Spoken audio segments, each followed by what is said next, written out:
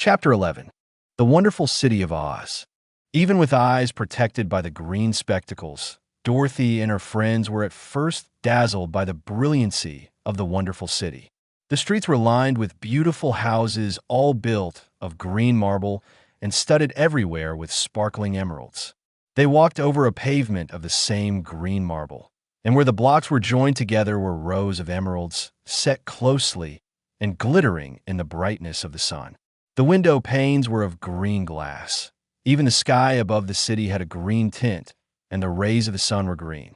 There were many people, men, women, and children, walking about, and these were all dressed in green clothes and had greenish skins. They looked at Dorothy and her strangely assorted company with wondering eyes, and the children all ran away and hid behind their mothers when they saw the lion. But no one spoke to them. Many shops stood in the street, and Dorothy saw that everything in them was green. Green candy and green popcorn were offered for sale, as well as green shoes, green hats, and green clothes of all sorts.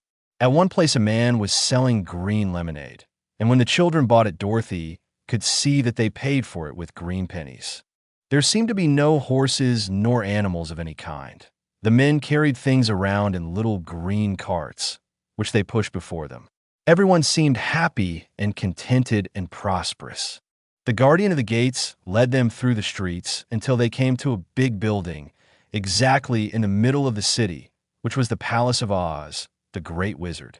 There was a soldier before the door, dressed in a green uniform and wearing a long green beard. "Here are strangers," said the guardian of the gates to him, "and they demand to see the Great Oz." "Step inside," answered the soldier, "and I will carry your message to him." So they passed through the palace gates and were led into a big room with a green carpet and lovely green furniture set with emeralds.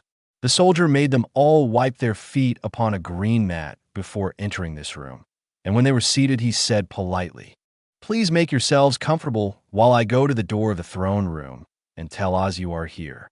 They had to wait a long time before the soldier returned. When at last he came back, Dorothy asked, "Have you seen Oz?" "Oh, no," returned the soldier. "I have never seen him, but I spoke to him as he sat behind his screen and gave him your message. He said he will grant you an audience, if you so desire, but each one of you must enter his presence alone, and he will admit but one each day. Therefore, as you must remain in the palace for several days, I will have you shown to rooms where you may rest in comfort after your journey." "Thank you," replied the girl. "That is very kind of Oz." The soldier now blew upon a green whistle, and at once a young girl, dressed in a pretty green silk gown, entered the room. She had lovely green hair and green eyes, and she bowed low before Dorothy as she said, "Follow me, and I will show you your room." So Dorothy said goodbye to all her friends except Toto, and taking the dog in her arms, followed the green girl through 7 passages and up 3 flights of stairs until they came to a room at the front of the palace. It was the sweetest little room in the world, with a soft, comfortable bed that had sheets of green silk and a green velvet counterpane. There was a tiny fountain in the middle of the room that shot a spray of green perfume into the air to fall back into a beautifully carved green marble basin. Beautiful green flowers stood in the windows, and there was a shelf with a row of little green books. When Dorothy had time to open these books, she found them full of queer green pictures that made her laugh. They were so funny. In a wardrobe were many green dresses made of silk and satin and velvet, and all of them fitted Dorothy exactly. "Make yourself perfectly at home," said the green girl, "and if you wish for anything, ring the bell. Oz will send for you tomorrow morning." She left Dorothy alone and went back to the others. These she also led to rooms, and each one of them found himself lodged in a very pleasant part of the palace. Of course, this politeness was wasted on the Scarecrow, for when he found himself alone in his room, he stood stupidly in one spot, just within the doorway, to wait till morning. It would not rest him to lie down, and he could not close his eyes. So he remained all night staring at a little spider which was weaving its web in a corner of the room, just as if it were not one of the most wonderful rooms in the world. The Tin Woodman lay down on his bed from force of habit, for he remembered when he was made of flesh. But not being able to sleep, He passed the night moving his joints up and down to make sure they kept in good working order. The lion would have preferred a bed of dried leaves in the forest and did not like being shut up in a room, but he had too much sense to let this worry him. So he sprang upon the bed and rolled himself up like a cat and purred himself asleep in a minute. The next morning, after breakfast, the Green Maiden came to fetch Dorothy, and she dressed her in one of the prettiest gowns, made of green brocaded satin. Dorothy put on a green silk apron and tied a green ribbon around Toto's neck, and they started for the throne room of the Great Oz. First they came to a great hall in which were many ladies and gentlemen of the court, all dressed in rich costumes. These people had nothing to do but talk to each other, but they always came to wait outside the throne room every morning, although they were never permitted to see Oz. As Dorothy entered, they looked at her curiously, and one of them whispered, "Are you really going to look upon the face of Oz the Terrible?" "Of course," answered the girl, "if he will see me." "Oh, he will see you," said the soldier who had taken her message to the wizard, "although he does not like to have people asked to see him.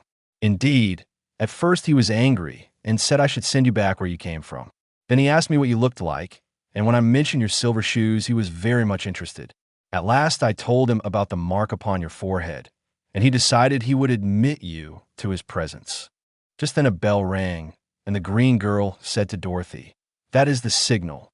You must go into the throne room alone." She opened a little door, and Dorothy walked boldly through and found herself in a wonderful place. It was a big, round room with a high arched roof, and the walls and ceiling and floor were covered with large emeralds set closely together. In the center of the roof was a great light, as bright as the sun, which made the emeralds sparkle in a wonderful manner. But what interested Dorothy most was the big throne of green marble that stood in the middle of the room. It was shaped like a chair and sparkled with gems, as did everything else. In the center of the chair was an enormous head without a body to support it or any arms or legs whatever.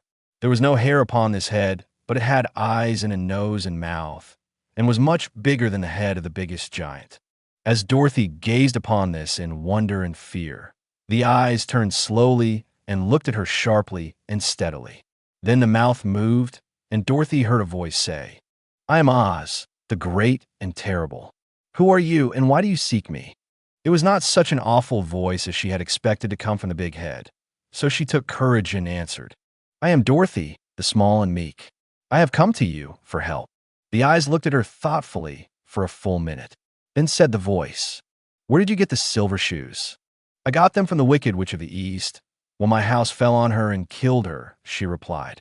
"Where did you get the mark upon your forehead?" continued the voice.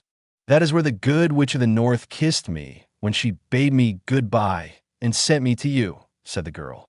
Again the eyes looked at her sharply, and they saw she was telling the truth.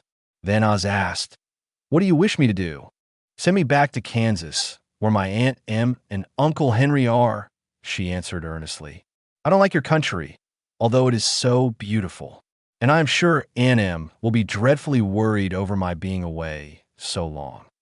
The eyes winked 3 times, and then they turned up to the ceiling and down to the floor and rolled around so queerly that they seemed to see every part of the room. And at last they looked at Dorothy again. "Why should I do this for you?" asked Oz.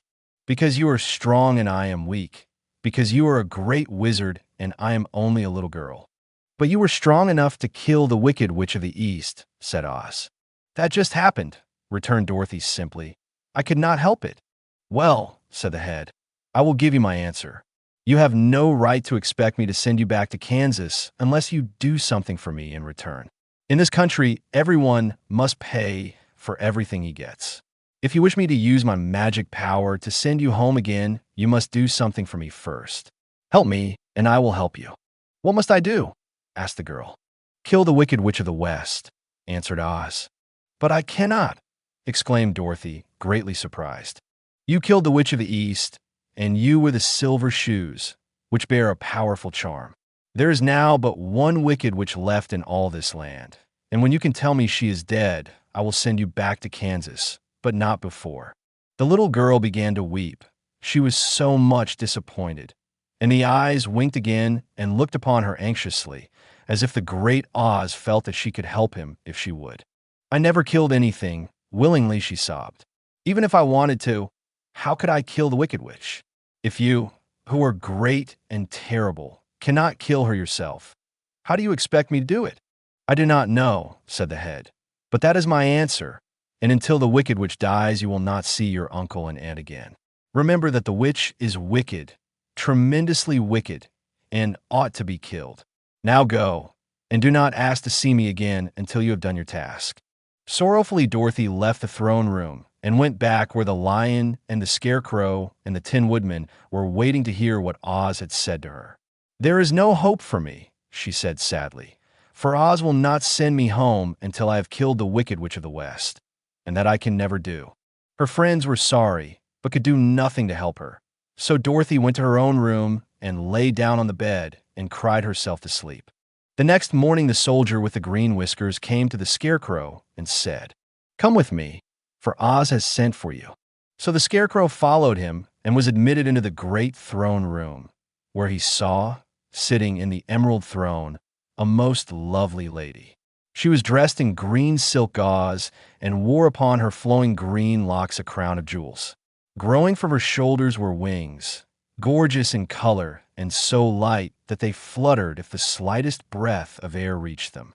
When the scarecrow had bowed, as prettily as his straw stuffing would let him, before this beautiful creature, she looked upon him sweetly and said, "I am Oz, the great and terrible. Who are you, and why do you seek me?" Now the scarecrow, who had expected to see the great head Dorothy had told him of, was much astonished, but he answered her bravely, "I'm only a scarecrow, stuffed with straw. Therefore I have no brains, and I come to you praying that you will put brains in my head instead of straw, so that I may become as much a man as any other in your dominions." "Why should I do this for you?" asked the lady. "Because you are wise and powerful, and no one else can help me," answered the scarecrow. "I never grant favors without some return," said Oz, "but this much I will promise. If you will kill for me the Wicked Witch of the West, I will bestow upon you a great many brains, and such good brains that you will be the wisest man in all the land of Oz." "I thought you asked Dorothy to kill the witch," said the scarecrow in surprise. "So I did. I don't care who kills her. But until she is dead, I will not grant your wish. Now go, and do not seek me again until you have earned the brains you so greatly desire." The scarecrow went sorrowfully back to his friends and told them what Oz had said, and Dorothy was surprised to find that the great wizard was not a head, as she had seen him, but a lovely lady. "All the same," said the scarecrow, "she needs a heart as much as the Tin Woodman." On the next morning, the soldier with the green whiskers came to the Tin Woodman and said, "Oz has sent for you. Follow me." So the Tin Woodman followed him and came to the great throne room. He did not know whether he would find a lovely lady or a head, but he hoped it would be the lovely lady. For he said to himself, "If it is the head, I am sure I shall not be given a heart, since a head has no heart of its own and therefore cannot feel for me. But if it is the lovely lady, I shall beg hard for a heart, for all ladies are themselves said to be kindly-hearted." But when the woodman entered the great throne room, he saw neither the head nor the lady, for Oz had taken the shape of a most terrible beast. It was nearly as big as an elephant, and the green throne seemed hardly strong enough to hold its weight. The beast had a head like that of a rhinoceros, only there were 5 eyes in its face. There were 5 long arms growing out of its body, and it also had 5 long, slim legs. Thick, woolly hair covered every part of it, and a more dreadful-looking monster could not be imagined. It was fortunate the Tin Woodman had no heart at that moment, for it would have beat loud and fast from terror. But being only tin, the woodman was not all afraid, although he was much disappointed. "I am Oz, the great and terrible," spoke the beast in a voice that was one great roar. "Who are you, and why do you seek me?" "I am a woodman and made of tin. Therefore I have no heart and cannot love. I pray you to give me a heart that I may be as other men are." "Why should I do this?" demanded the beast. "Because I ask it, and you alone can grant my request," answered the woodman. Oz gave a low growl at this, but said, gruffly, "If you indeed desire a heart, You must earn it." "How?" asked the woodman. "Help Dorothy to kill the wicked witch of the West," replied the beast. "When the witch is dead, come to me, and I will then give you the biggest and kindest and most loving heart in all the land of Oz." So the Tin Woodman was forced to return sorrowfully to his friends and tell them of the terrible beast he had seen. They all wondered greatly at the many forms the great wizard could take upon himself, and the lion said, "If he is a beast when I go to see him, I shall roar my loudest and so frighten him that he will grant all I ask. And if he is the lovely lady, I shall pretend to spring upon her, and so compel her to do my bidding. And if he is the great head, he will be at my mercy, for I will roll this head all about the room until he promises to give us what we desire. So be of good cheer, my friends, for all will yet be well." The next morning the soldier with the green whiskers led the lion to the great throne room and bade him enter the presence of Oz. The lion at once passed through the door, and glancing around saw, to his surprise, that before the throne was a ball of fire, so fierce and glowing he could scarcely bear to gaze upon it. His first thought was that Oz had by accident caught on fire and was burning up, but when he tried to go nearer, the heat was so intense that it singed his whiskers, and he crept back tremblingly to a spot near the door. Then a low, quiet voice came from the ball of fire, and these were the words it spoke. "I am Oz, the great and terrible. Who are you, and why do you seek me?" And the lion answered, "I am a cowardly lion, afraid of everything. I came to you to beg that you give me courage, so that in reality I may become the king of beasts, as men call me." "Why should I give you courage?" demanded Oz. "Because of all wizards you are the greatest, and alone have power to grant my request," answered the lion. The ball of fire burned fiercely for a time, and the voice said, "Bring me proof that the wicked witch is dead, and that moment I will give you courage. But as long as the witch lives, you must remain a coward." The lion was angry at this speech, but could say nothing in reply, and while he stood silently gazing at the ball of fire, it became so furiously hot that he turned tail and rushed from the room. He was glad to find his friends waiting for him, and told them of his terrible interview with the wizard. "What shall we do now?" asked Dorothy sadly. "There's only one thing we can do," returned the lion, "and that is to go to the land of the Winkies, seek out the wicked witch, and destroy her." "But suppose we cannot?" said the girl. "Then I shall never have courage," declared the lion. "And I shall never have brains," added the Scarecrow. "And I shall never have a heart," spoke the Tin Woodman. "And I shall never see Aunt Em and Uncle Henry," said Dorothy, beginning to cry. "Be careful," cried the green girl. "The tears will fall on your green silk gown and spot it." So Dorothy dried her eyes and said, "I suppose we must try it, but I'm sure I do not want to kill anybody, even to see Aunt Em again." "I will go with you, but I'm too much of a coward to kill the witch," said the lion. "I will go too," declared the Scarecrow, "but I shall not be of much help to you. I am such a fool." "I haven't the heart to harm even a witch," remarked the Tin Woodman. "But if you go, I certainly shall go with you." Therefore it was decided to start upon their journey the next morning, and the woodman sharpened his axe on a green grindstone and had all his joints properly oiled. The Scarecrow stuffed himself with fresh straw, and Dorothy put new paint on his eyes that he might see better. The green girl, who was very kind to them, filled Dorothy's basket with good things to eat and fastened a little bell around Toto's neck with a green ribbon. They went to bed quite early and slept soundly until daylight, when they were awakened by the crowing of a green cock that lived in the backyard of the palace, and the cackling of a hen that had laid a green egg.